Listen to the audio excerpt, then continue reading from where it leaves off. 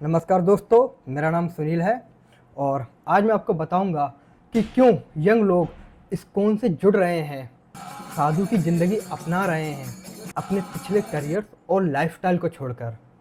कुछ लोग तो ये भी सवाल उठा रहे हैं कि क्या इन लोगों को ब्रेन वॉश किया गया है या फिर इस्कॉन कोई एक मिशनरी इंस्टीट्यूट है जो ज़बरदस्ती लोगों पर अपना रिलीजन थोप रहा है और उनको कन्वर्ट कर रहा है। सारे सवालों के जवाब जानेंगे, वीडियो को अंत तक देखना। सबसे पहले हम बात करते हैं इस्कॉन की स्थापना के बारे में। इस्कॉन की स्थापना जुलाई 1966 में श्री भक्तिवेदांता स्वामी जी ने किया था, जिसका मुख्य उद्देश्य भगवद गीता के उपदेश और भक्ति योगा का प्रचार प्रसार करना था, जिसमें भगवान कृष्णा को मुख्य स्थान दिया गया है।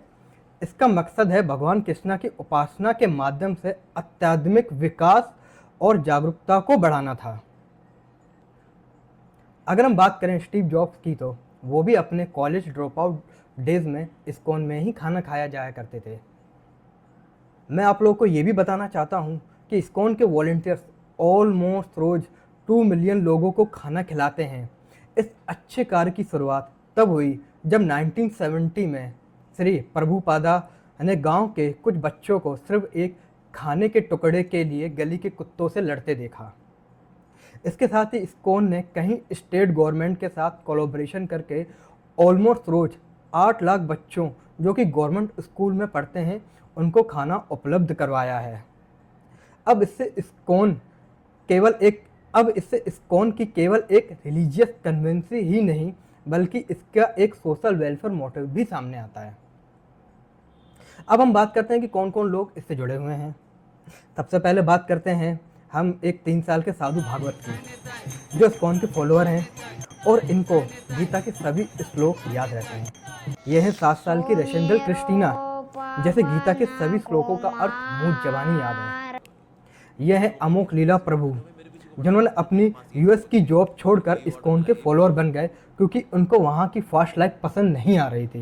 मेक्सिको से ये है एक मैक्सिकन डॉक्टर, ये भी इस्कॉन के फॉलोअर हैं। अब दोस्तों बात करते हैं कि क्या लोगों को सच में ब्रेन वॉश किया गया है या फिर इस्कॉन कोई एक मिशनरी इंस्टीट्यूट है जो ज़बरदस्ती अपना रिलीजन थोपता है और ज़बरदस्ती लोगों को रिलीजन में कन्वर्ट कर रहा है। अगर मैं अपना पर्सनल ओपिनियन बताऊं तो ऐसा कुछ भी नहीं है, क्योंकि मैं भी कई बार इस्कॉन टेम्पल गया हूं, बट मुझे किसी ने किसी भी चीज़ के लिए फोर्स नहीं किया। इनफैक्ट वहाँ पर जाने से पॉजिटिव एनर्जी मिलती है, साथ ही मेंटल पीस और बहुत शुद्ध वातावरण भी मिलता है। इसलिए इसके इंडिया में 600 से भी ज़्यादा सेंटर्स हैं और 1 मिलियन से भी ज़्यादा डिवोटीज हैं। अब मैं आपसे पूछना चाहता हूँ कि आपका इस बारे में क्या राय है। प्लीज़ मुझे कमेंट सेक्शन में ज़रूर बताइए। अगर आपको मेरी ये दी गई जानकारी अच्छी लगी हो तो प्लीज़ मेरा चैनल ज़रूर सब्सक्राइब करिए, ताकि मैं आपको ये जानकारी समय पर उपलब्ध करवा सकूं। जय हिंद, नमस्कार।